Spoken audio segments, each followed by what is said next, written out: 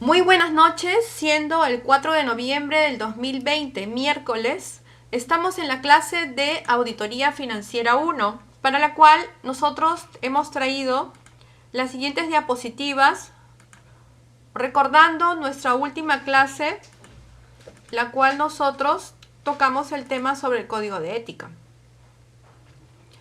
Para tal motivo, vamos a compartir con ustedes repasando un poco la clase anterior. Hablamos nosotros sobre el código de ética y sobre el proceso de la auditoría financiera, el cual iba a involucrar parte del balotario que iba a venir en el primer parcial, ¿sí?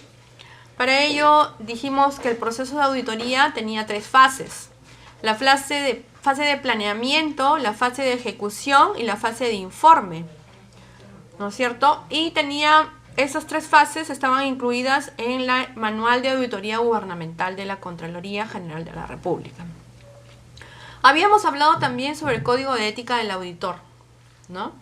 Había una resolución que más adelante la presentamos, donde el Código de Ética del Auditor Financiero, sobre todo en este caso nuestro, tenía que ver, nos habíamos centrado en la parte gubernamental, ¿no es cierto? Para eso, este auditor tenía que tener un perfil, tenía que tener ciertas cualidades para que él pueda realmente poder desenvolverse bien en su papel de auditor financiero. Para ello teníamos que conocer el concepto claro que era un auditor, ¿no? Que era la persona que tenía que estar plenamente capacitada y tenía que ser totalmente experimentada para que pueda ejercer este tipo de revisión, examen y evaluación de los estados financieros.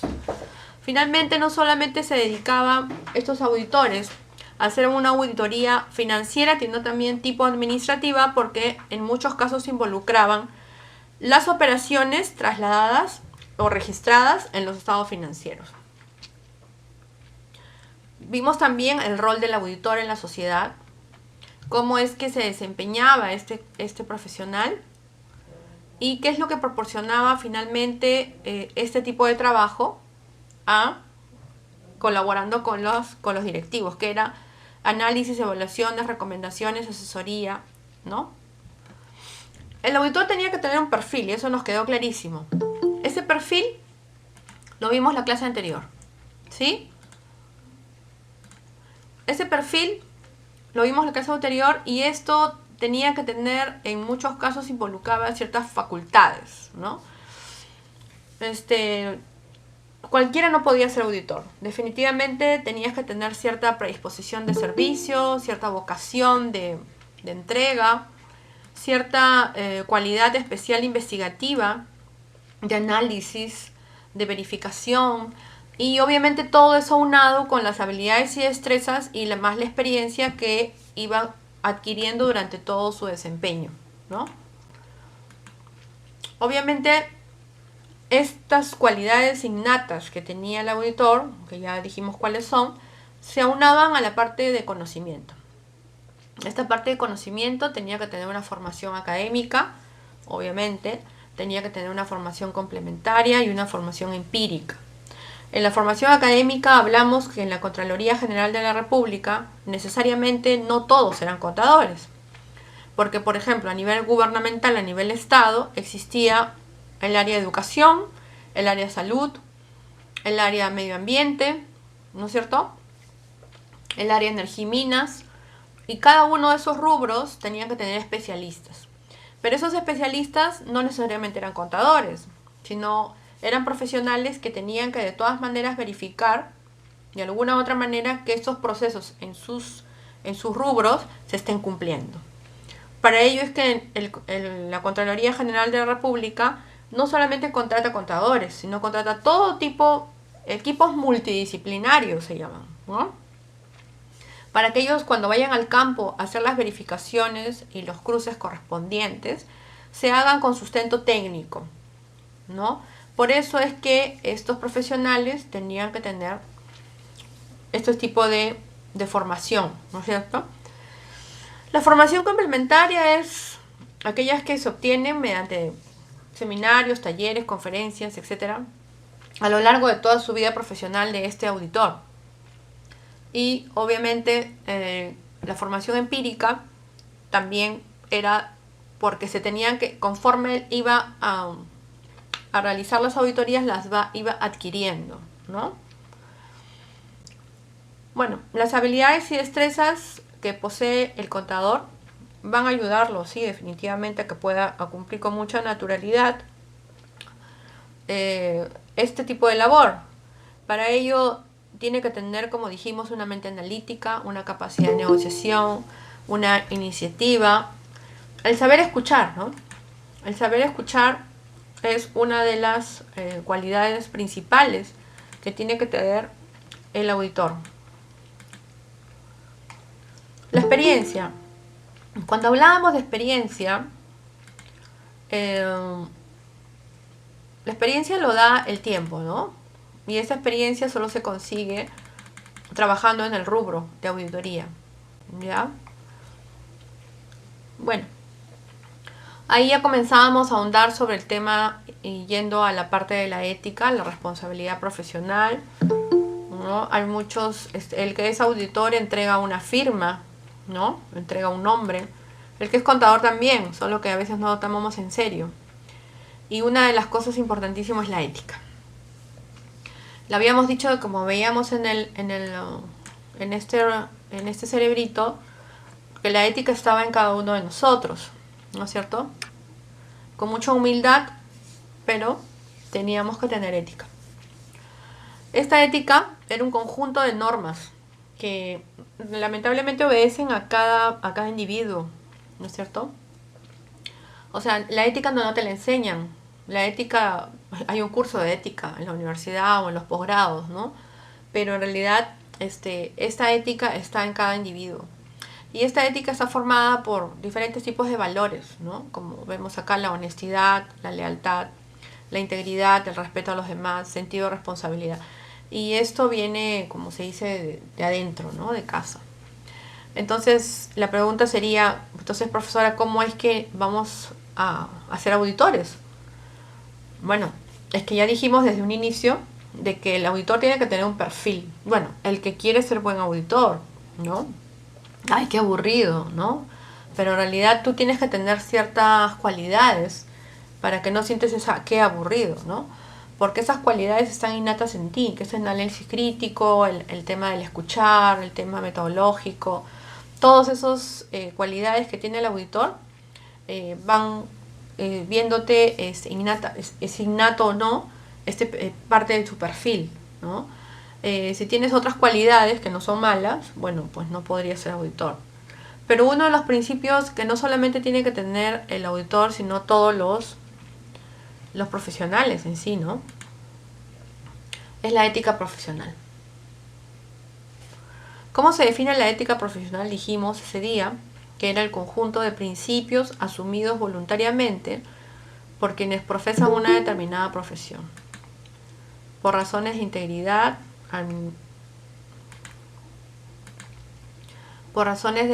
profesionalismo y responsabilidad social.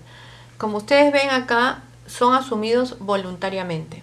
O sea, nadie te presiona y te pone un puñal, ¿no? Para que tú seas ético.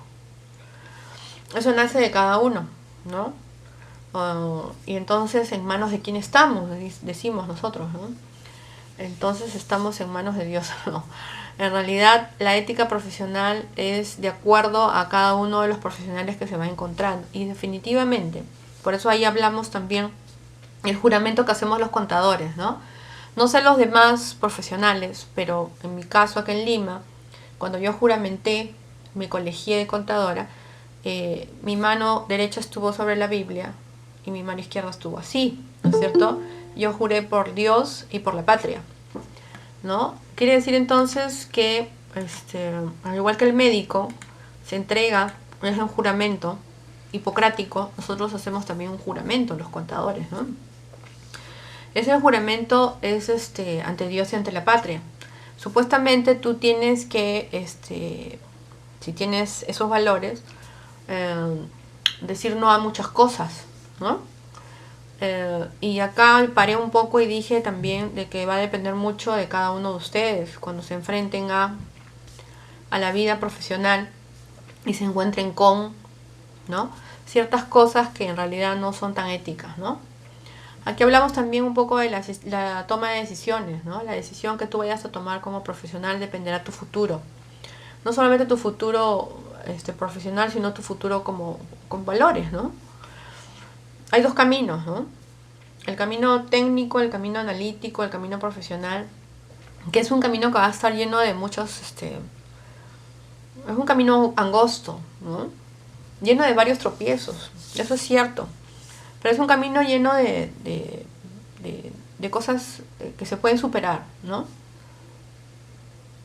El otro camino es un camino ancho y que tienes muy rápidamente dinero, ¿no? Pero como yo siempre digo en contabilidad, todo lo que entra sale, todo lo que carga se abona, todo lo que tú hagas un hecho actual en el futuro rebrota, ¿no? Es la partida doble, es el causa y efecto. En contabilidad no hay otra, ¿no? Entonces, cuando tú escuchas una noticia ahora, después de estas pequeñas clases que estoy dando, y ustedes escuchan y digan, a ver, fulano, sutano y mengano los acusaron de tal cosa.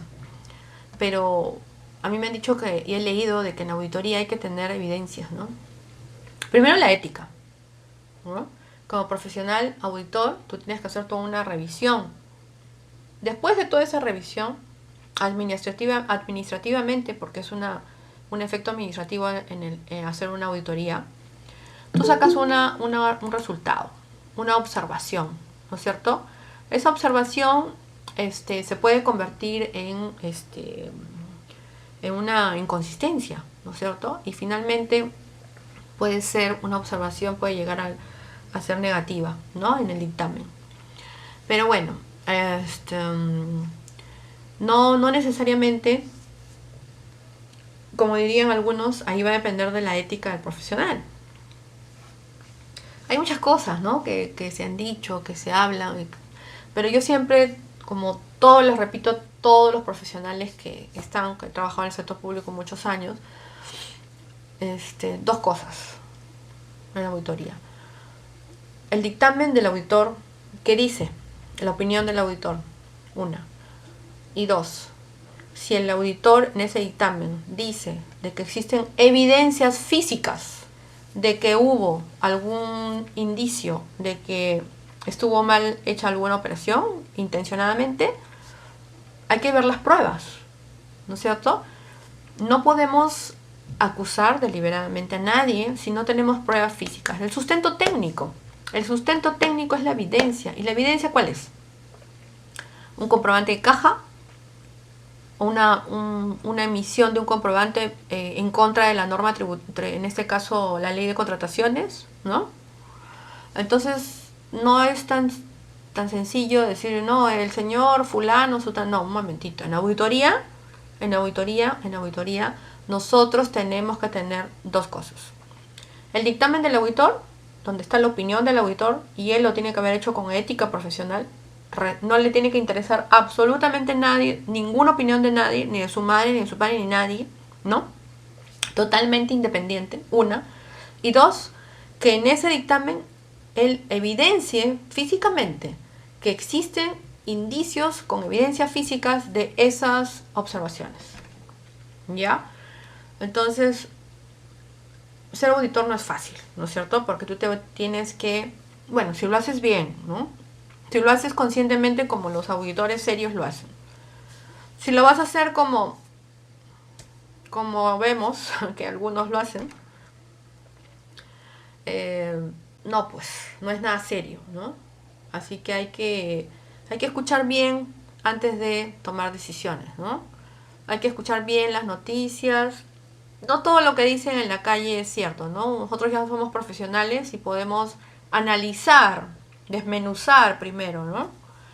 Oye, dicen por ahí, ajá, dicen ya, ok. ¿Hay algún dictamen de auditoría? ¿Hicieron alguna auditoría respecto a eso? ¿Qué dice la auditoría financiera respecto a este caso? ¿Hay algún dictamen? ¿Lo tienes? Dámelo para leerlo. O sea, así nada más no es, ¿no? No podemos ir manchando honras, ¿no?, de la nada. Tenemos que primero verificar Por eso es que después de este curso ustedes van a, antes de cuando alguien escuchen hablar, ya ni siquiera discutas, ¿no? Tú vas a saber que las personas que están hablando no tienen el sustento técnico para poder hablar, en primer lugar, ¿no?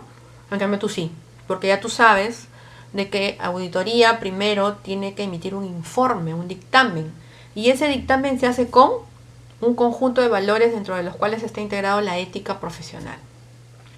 Hay que tener mucho cuidado cuando uno va a manchar honras, no puede ir andando por el mundo diciendo y hablando solo por ganar favores políticos, así no es, ¿ya? Nosotros somos técnicos, por el lado técnico siempre tienen que prevalecer los valores, las normas, la ética, y esa es nuestra función como profesionales, ¿no es cierto?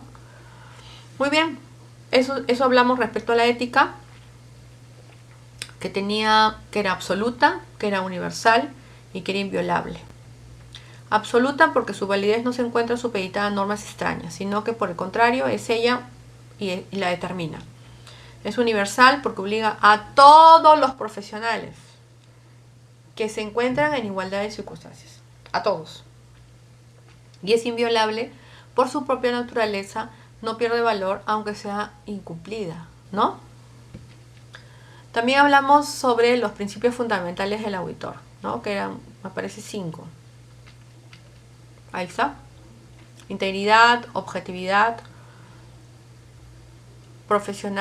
competencia profesional, confidencialidad y finalmente el comportamiento profesional que se basaba en el código de ética.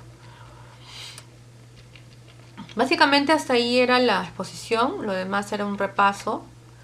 Y después ya hablábamos sobre la resolución o la base legal que tiene que ver con cuando aprueban el Código de Ética del Auditor Gubernamental del Perú, que era la resolución de Contraloría, la 817-99, ¿no? Eso básicamente donde era, acá estaban todos los principios del Código de Ética Gubernamental. Y acá teníamos un resumen, me parece, ¿no? Acá está. Ahí están los 10 principios, ¿no? Código de ética del auditor gubernamental. Aptitud de servicio, calidad de servicio, compromiso del país, cordialidad, cuidado y esmero profesional, independencia, objetividad e imparcialidad, probidad administrativa, reserva o confidencialidad, tecnicismo y vocación por la verdad y la transparencia. Ok, y bueno, ahí está. Algunas prohibiciones que vimos. Obviamente habían prohibiciones para ser auditor, ¿no? Eso estaba dentro de las normas de transparencia de conducta y desempeño.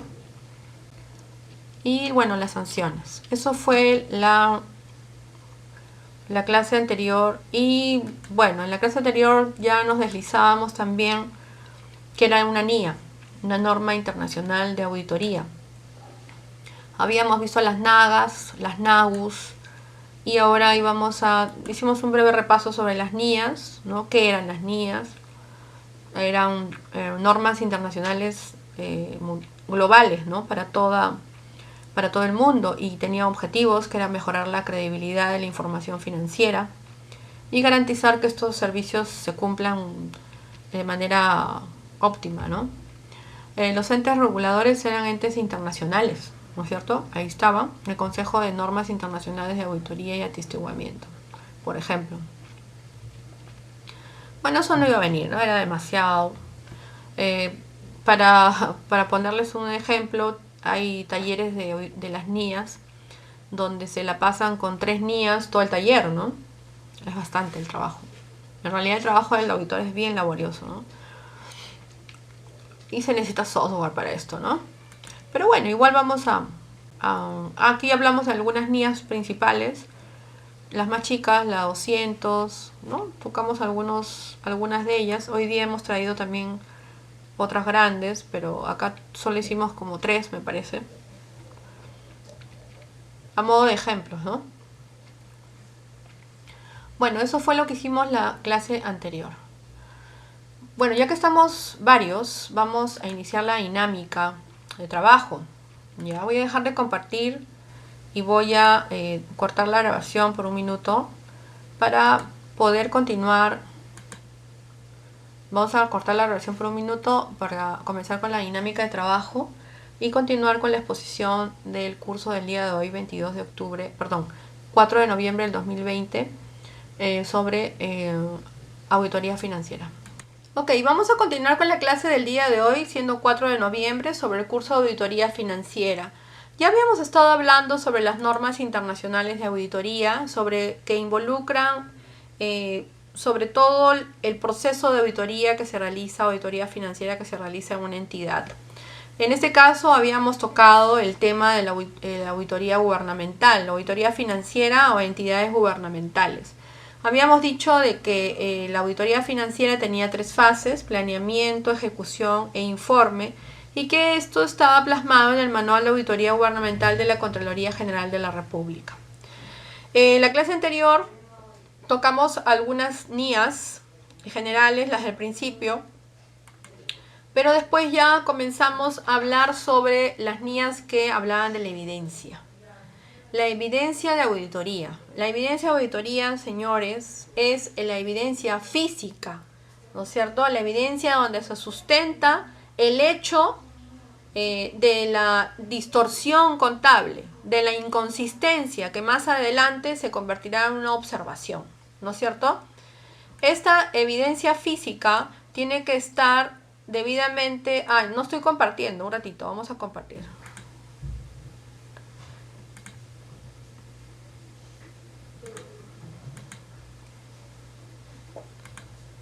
Ya, esta es la diapositiva del día de hoy. Estamos hablando sobre la NIA 500, donde habla sobre la evidencia física, evidencia de auditoría. La evidencia de auditoría estamos viendo que tiene un tamiz que es de contar con el sustento físico. La evidencia en auditoría, antes de empezar a hablar de ello, porque hay varias NIAs que involucran todo este aspecto de la evidencia, es el sustento técnico físico donde se evidencia o se ve físicamente cómo se ha desvirtuado o se ha convertido o se evidencia una inconsistencia contable, ¿no? Esta inconsistencia o desvío del tema contable va a ocasionar que se funcione, se convierta en una observación, ¿no es cierto?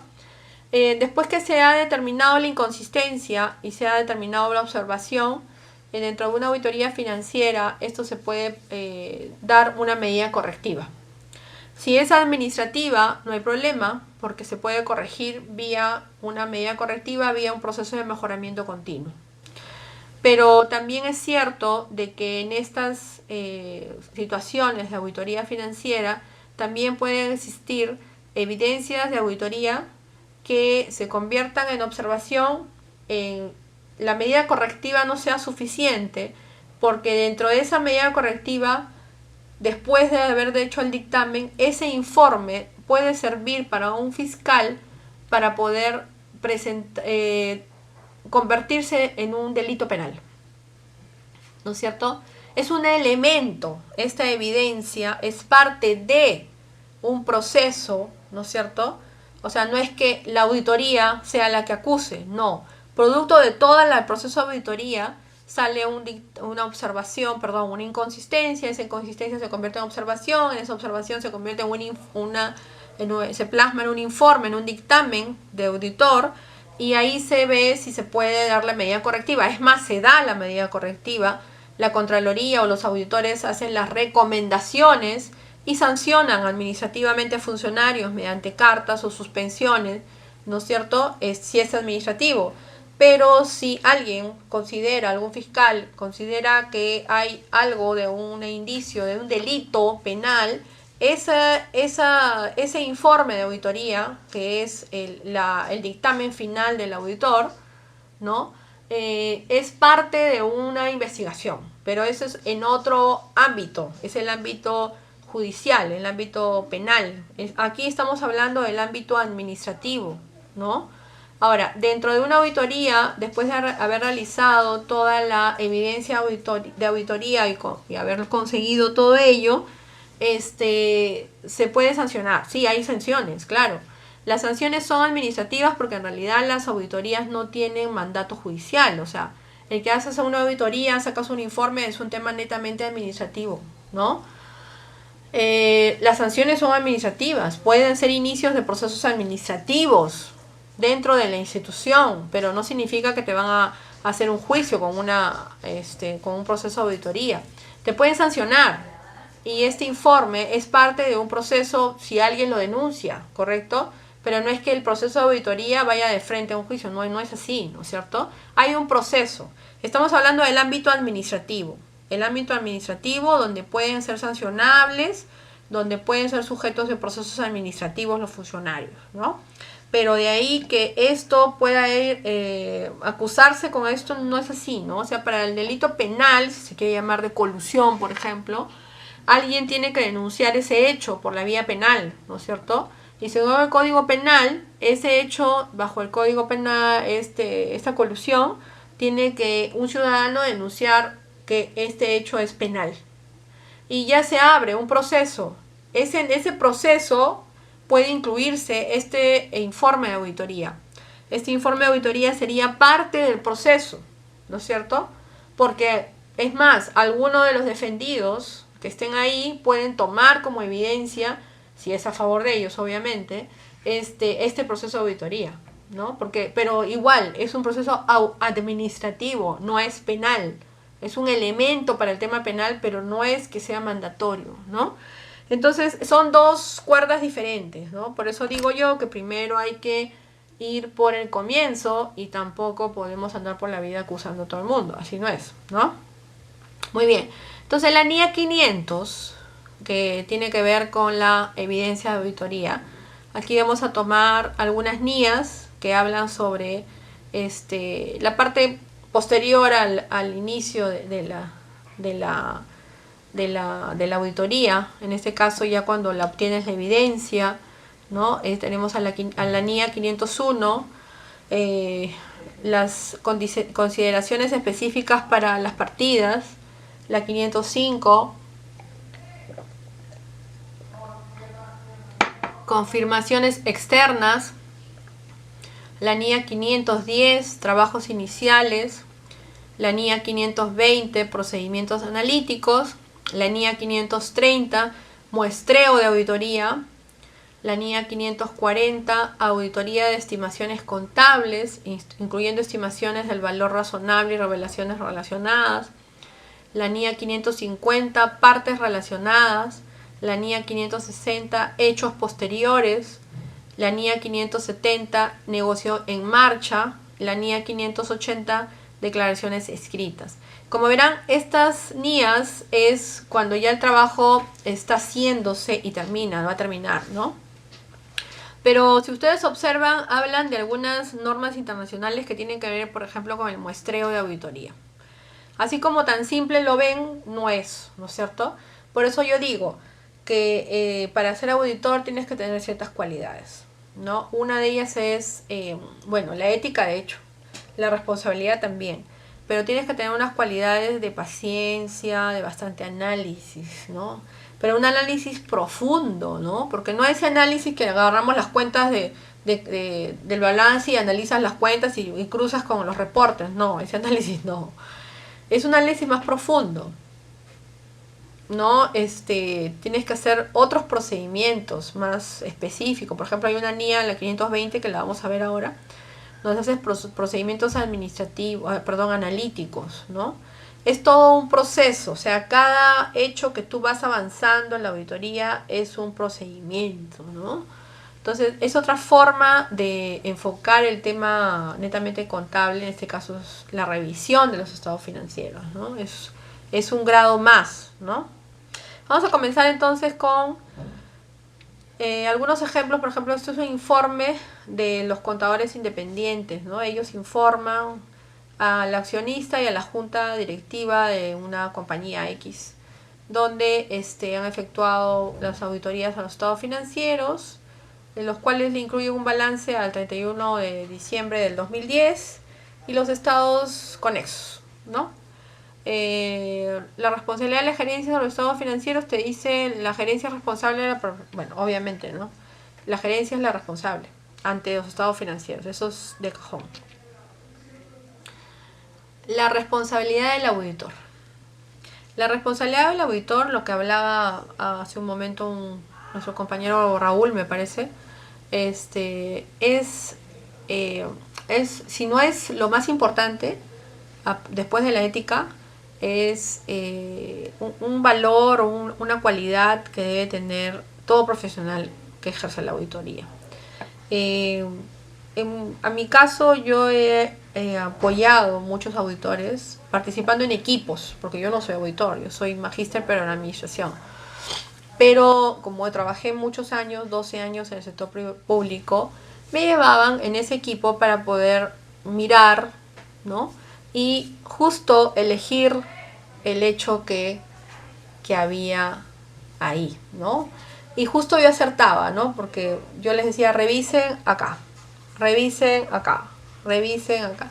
Y todo esa, como se dice, ese olfato que uno tiene cuando ya trabajó en el sector público y fuiste, bueno, mi puesto era administrador o jefa de administración, entonces te queda como experiencia, ¿no?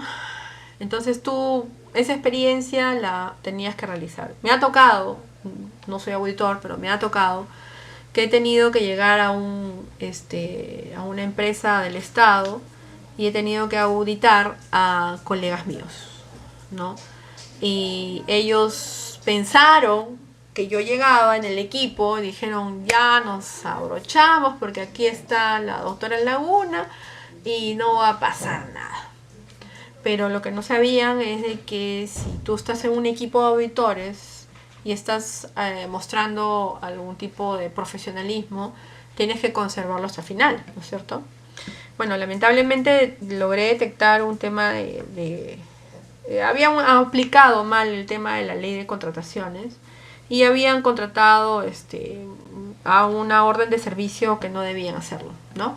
Obviamente tenía ahí un tema de continuidad, claro, las órdenes eran, no sé, pues enero, marzo, abril, mayo, pero igual había más de 9 meses, ¿no? Eso podría hacerse en el 2013, 2014, cuando la ley de contrataciones no estaba tan sesgada y tan bien hecha como ahora, donde te dice que hay cosas que son, si tú quieres contratar a un trabajador, hazlo por vía CAS, ¿no? O hazle la ley 276 o el decreto legislativo 728, pero no pues con una orden de servicio, ¿no? Eso es un recibo honorario, eso es un servicio que tienes que hacerlo ocasionalmente, no durante 9 o 10 meses. En el 2014, en el 2013, había un vacío legal en la ley de contrataciones. No había había un hueco en la cual te decía, ¿cómo tú contratas a aquellos profesionales que ganan no sé, pues, algún servicio menor de 4.500 soles? No había, o sea, no te ponían, el tope era de 5.000 para arriba, ¿ya? Entonces, hay un montón de gente, obviamente, se aprovechó de ese hueco y contrató a gente, ¿no? Pero como estaba el hueco ahí, no había forma de comprobarlo. Entonces, ¿qué hicieron las instituciones? Hicieron resoluciones internas, en la cual decían de que lo hacían esta situación porque era por necesidad de servicio.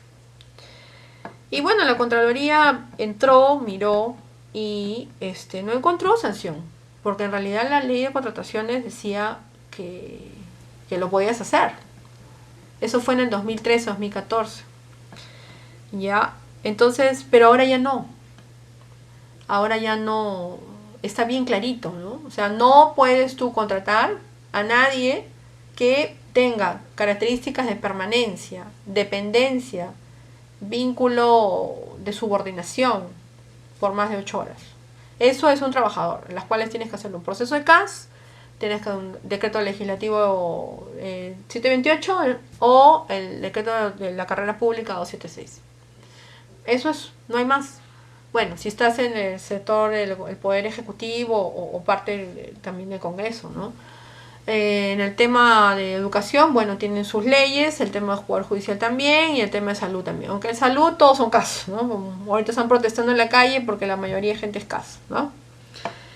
Entonces, es difícil pensar ya con esto, ¿no? Que la ley de contrataciones te está diciendo, ojo señores, ustedes. Ahora, ¿y por qué yo les digo que es difícil? Por lo siguiente, a ver, todo aquel profesional que ejerza la actividad de logística en el país como sector público, dentro del sector público, tiene un código y lo capacitan anualmente durante un par de meses, me parece, y dan un examen anual ante el Consucode. ¿Ya? Existe un órgano de supervisión de contrataciones del país que se llama la OCSE, ¿no? Y ese tú das, como si yo fuera una ejecutora logística, ¿no? Del área de logística, doy mi examen anual y me renuevan ese código. Con ese código yo entro a comprar al sistema, ¿no? Al software del Consucode, ¿ya? Entonces, no es raro pensar de que si yo soy un técnico en administración, especialista en logística, en la cual tengo mi ley de contrataciones, como más que mi Biblia, a mi lado, y me la sé, es raro pensar de que vaya a cometer un error tan garrafal de contratar a gente en contra de la norma. Eso es porque yo como logístico sé muy bien que eso no se hace. Y eso es un delito, sí, pues en el tema administrativo te van a revisar, te van a hacer la auditoría y te van a, ¿cómo se llama? Todos los involucrados, va a haber un proceso de administración, ¿no? Y va a haber un dictamen y va a haber un informe en la cual van a evaluar y van a decir, bueno, esos señores sancionados, los logísticos no pueden ejercer por, no sé, por 1 año, 2 años, qué sé yo.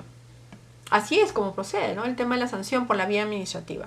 El tema penal es otro tema, ¿no? ¿Se puede convertir en penal? ¿Esta herramienta puede servir para ese tema penal? Sí.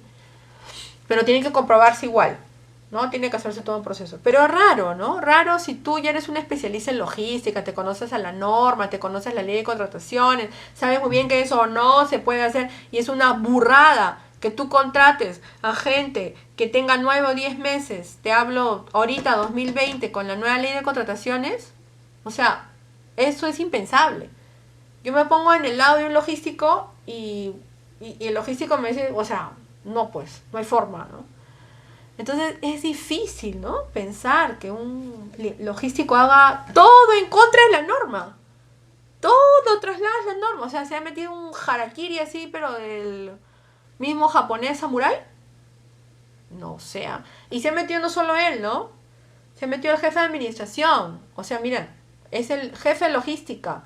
Y el logístico que operó, porque ojo que el jefe de logística no opera un segundo. ¿Ah? Está el especialista en logística, está el jefe de logística, está el jefe de administración, que es el jefe de todos ellos. Y encima del jefe de administración está el secretario general. Hasta ahí es la responsabilidad administrativa, del secretario general para abajo. O sea, hay 4, ¿no? Ahí nada más en la parte administrativa. Fuera de todos los logísticos que hicieron. ¿Quién hizo el estudio de mercado? A otro logístico, ya son 5. No, es Por eso es que auditoría, primero hay que verificar, ¿no? Hablo de este caso de la responsabilidad del auditor porque yo encontré una distorsión. A raíz de mi investigación, encontré una distorsión en una entidad y la contadora de esa entidad era una amiga mía, que yo había trabajado con ella. Pero no pude, yo era parte de un equipo y ese equipo tengo que informarle a un jefe y tengo que actuar con responsabilidad, ¿no es cierto? En muchos casos los auditores, las compañías auditoras contratan a contadores, ¿no es cierto? Para que hagan ciertas pesquisas, ¿no? Los cruces, las conciliaciones, porque los auditores levantan la información que nosotros los contadores también nos especializamos en hacer pesquisas y ellos toman esas pesquisas como parte de su informe. Yo también. Entonces, sí, pues, la responsabilidad del auditor va hasta el final de tus días, ¿no? Esta opinión, por ejemplo, es la que se emite, ¿no? En nuestra opinión, los estados financieros, por ejemplo, utilizan una visión razonable y verdadera o presentan razonablemente en todos sus aspectos sustanciales la situación financiera de la compañía, ¿no? El resultado de las operaciones y sus movimientos de efectivo por los años entonces terminados de conformidad con las normas internacionales de información financiera. Esto es una opinión limpia, un dictamen limpio, le llaman, ¿no? Bueno, ya entramos al dictamen. Ahorita hablando de eso, el dictamen del auditor involucra la evaluación de la evidencia, ¿no? Habiendo evaluado toda la evidencia. Las aseveraciones que se encuentren en este dictamen, el resultado de procedimientos sustantivos, pruebas de control, evaluaciones de riesgo. Claro, en este dictamen también está el resultado de todas las conciliaciones bancarias, los muestreos, los cruces, etcétera. Y bueno, pueden ser fuente interna y fuente externa. Fuente externa, ¿cómo es la fuente interna? Obviamente provocado por los estados financieros o evidenciado por ahí. Y la fuente externa son los proveedores y los clientes y todo lo que involucra, todas las entidades que involucran el proceso de contables o productivos, ¿no? En este caso son los proveedores, los clientes, los bancos. Se hace un cruce de información. Y bueno, y por último, esta evidencia de auditoría tiene que ser suficiente y apropiada para que pueda tener este dictamen. El dictamen tiene un objetivo: diseñar y desempeñar los procedimientos que permitan obtener la evidencia de auditoría suficiente y apropiada para proporcionar una base para el auditor. Tiene que ser apropiado, tiene que tener evidencias de auditoría, expertos, tiene que ser realizado por expertos y tiene que haber una suficiencia en el tema. Los requerimientos, seguimos en la NIA evidencia de auditoría, ¿ok? La evidencia de auditoría tiene que ser suficiente y apropiada. La información para ser usada como evidencia de auditoría, seleccionar las partidas para las pruebas con el propósito de obtener evidencia de auditoría. Inconsistencia o dudas sobre la confiabilidad de evidencia de auditoría. Una cuestión que me pasó en esta entidad, otra entidad, no esta, un caso fue de que hicimos una conciliación bancaria y al momento que nosotros estábamos levantando la información, yo noté que la conciliación bancaria era una foto. Por la experiencia que yo tengo, le dije al auditor, esto no es el estado de cuenta. ¿Pero por qué? Me dice. Y bueno, yo sospechaba que era una foto, ¿no? No, pero si eso es lo que tenemos, que mira. Cuando ya yo le mostré el papel y la forma, me dijo, no, sí, tienes razón, esto es una foto. Y bueno, y ahí fue la punta del iceberg, ¿no? ¿Por qué nos habían dado una foto? ¿No? Habían dos caminos. Uno que se habían equivocado, que era el camino más simple, y el otro es que la habían modificado. Bueno, lo habían modificado, ¿no es cierto? El estado de cuenta estaba totalmente maquillado. Ellos pensaron de que nosotros no nos habíamos dado cuenta, pero estaba yo ahí y me di cuenta. Cuando volvimos a pedir los estados de cuenta, nos volvieron a dar una foto. Y ya el auditor lo hizo solamente para anotar, ¿no es cierto? La tercera vez ya no se la pedimos al tesorero. Se la pedimos de frente a el representante, en este caso el secretario general.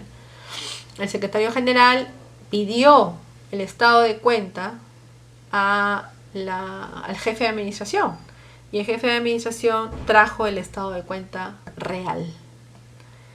Y en el estado de cuenta real habían egresos sin sustento. Parece ser que habían sacado y estaban ruleteando la plata, ¿no?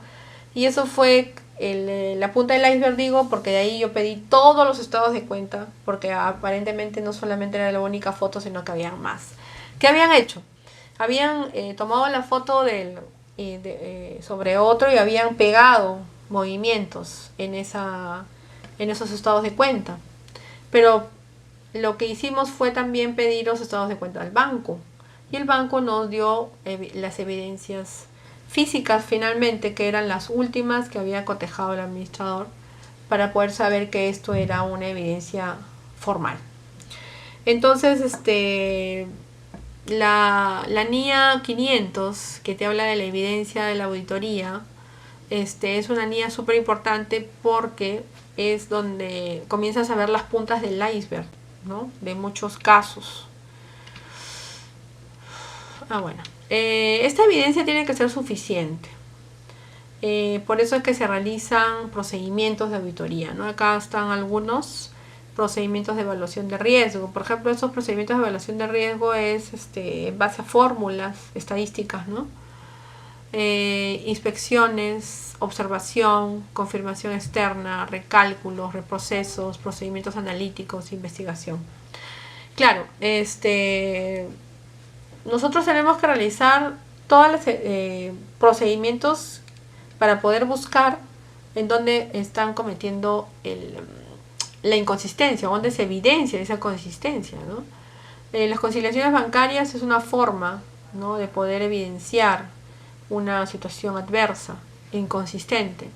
La toma de inventarios. Nunca me voy a olvidar un día que fuimos al Callao, estábamos haciendo una auditoría a una empresa naviera y había inventarios que hacer sobre un activo fijo. En los documentos decía una cantidad y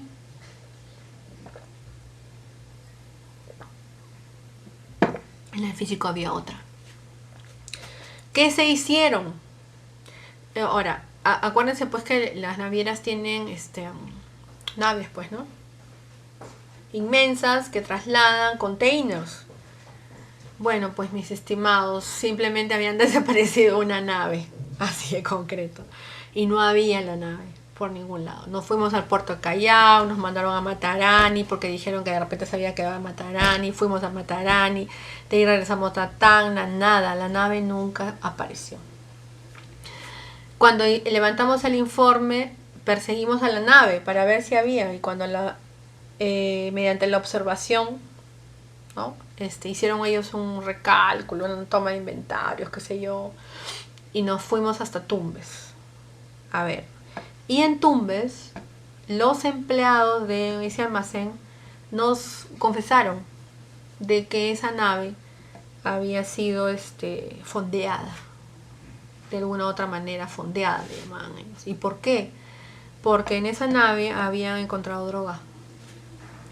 Entonces era un tema que habíamos descubierto. Fuimos por la nave y determinamos, pues entonces había que hacer todo una evidencia, ponerlo en autos, ¿no? No teníamos evidencia de que eso sea así, por eso no podíamos ponerlo. Pero el auditor, el viejo, como se dice, zorro, siguió investigando y finalmente dieron con la nave, con el barco. Estaba destrozado, no había la droga, pero tuvimos que ir a la policía, ver las denuncias. O sea, había un antecedente, ¿no? Había un problema ahí que había habido con la ley. Y esa nave estaba dentro del balance. Y había que presentar un documento en la cual, bueno, el dictamen recomendó que eso se tendría que dar de baja en todo caso, pero estaba en un proceso judicial, ¿no? Porque había gente que sale en la cárcel por esa droga. En fin, eso pasa. Listo, ahí tienen, la evidencia tiene que ser suficiente, las fuentes de evidencia de auditoría tienen que pasar por procedimientos de auditoría, ¿no es cierto? Ahí están algunos de esos procedimientos. ¿Cuáles son esos procedimientos? Recálculo, reproceso, procedimientos analíticos, conciliaciones y toma de inventarios. Y esta fuente de evidencia tiene que contener estos procedimientos, y estos procedimientos adicionales también pueden comprender pruebas de controles, procedimientos sustantivos, incluyendo las pruebas de detalle, procedimientos analíticos sustantivos. Tiene que hacerse con relevancia y confiabilidad.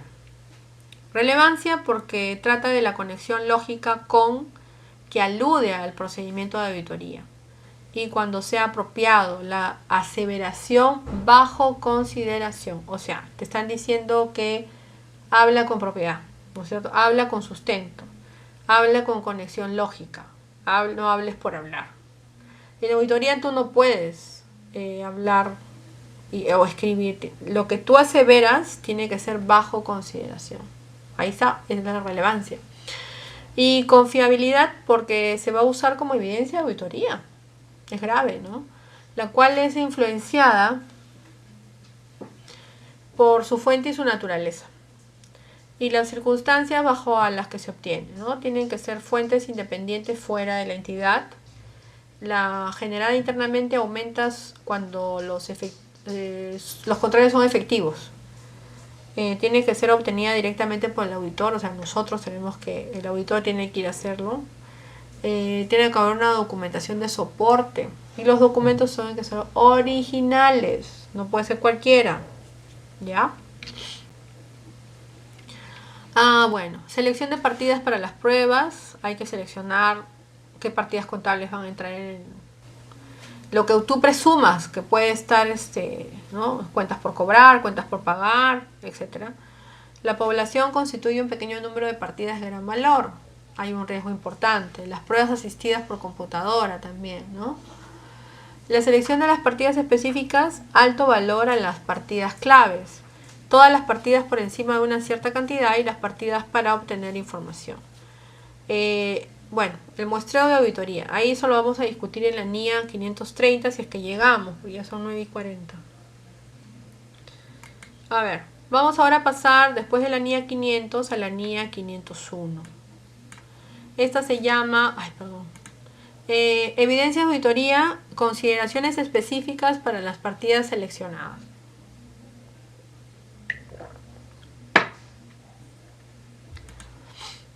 El objetivo de esta NIA 501 es obtener evidencias de auditoría suficiente y adecuada con relación a la existencia y condición del inventario.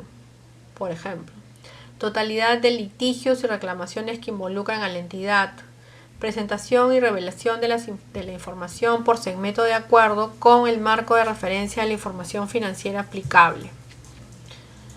El auditor deberá obtener evidencias de auditoría suficiente y adecuada respecto a la existencia y condición del inventario.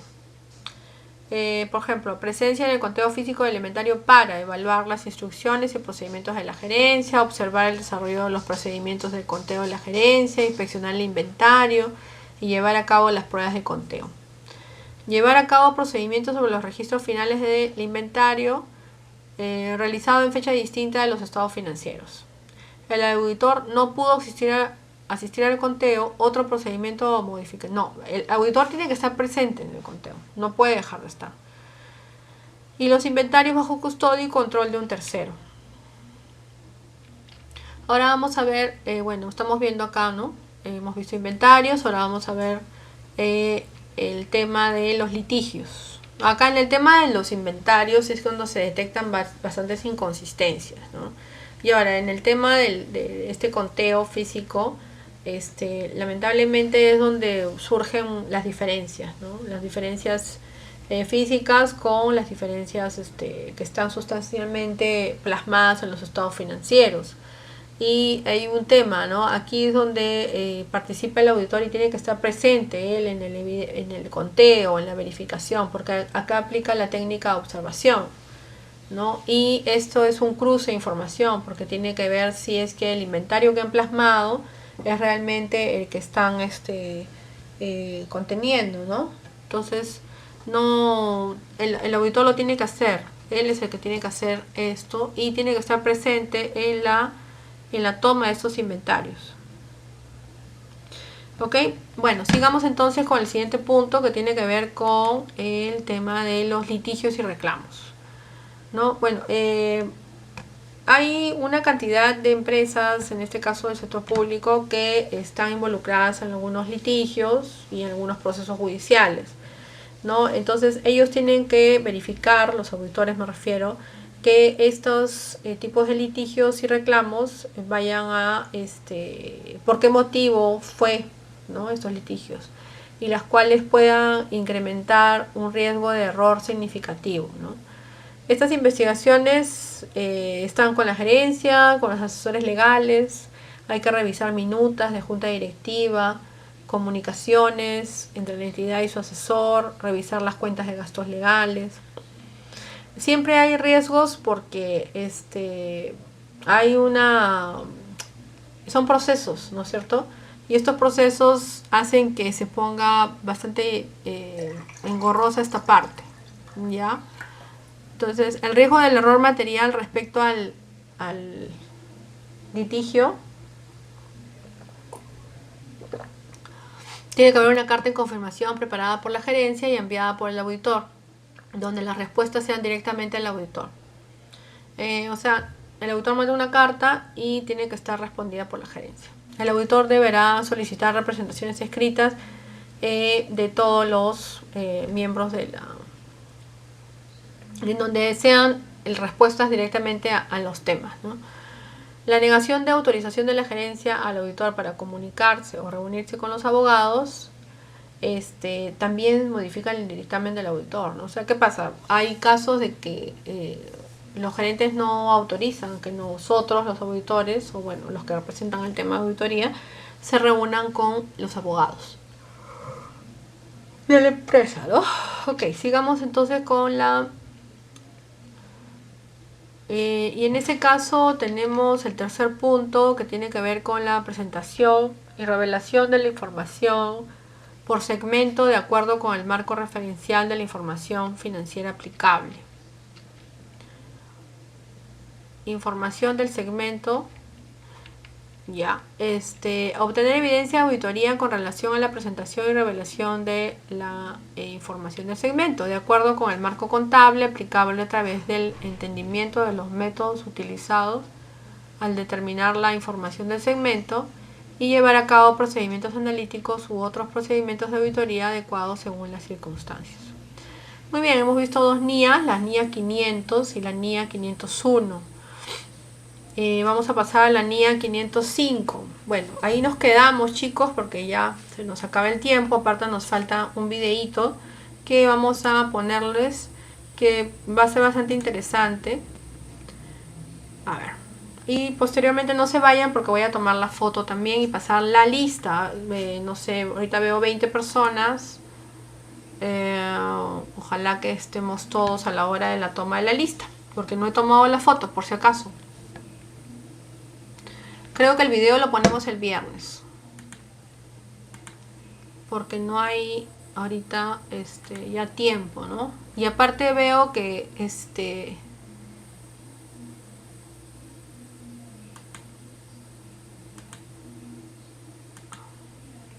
a ver, vamos a dejar de compartir y vamos a parar la grabación. Listo, muchas gracias, no se vayan, que vamos a tomar lista. Vamos a parar la grabación del día de hoy, 4 de noviembre del 2020.